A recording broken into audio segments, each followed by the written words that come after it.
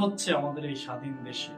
Varsity পড়ুয়া মেয়েদেরকে দেখলাম রাস্তায় লাঠি দিয়ে বেদরম পিটাচ্ছে, কারো মাথা দিয়ে রক্ত বের হচ্ছে, কারো মাথা ফেটে গেছে, কারো নাকে মুখে দিয়ে রক্ত বের হচ্ছে।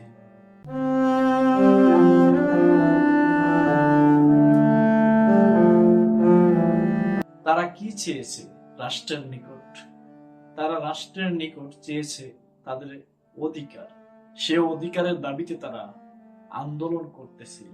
হায়নার মতো তাদের উপর ঝাঁপিয়ে পড়ছে কিছু হেলমেট বাহিনী,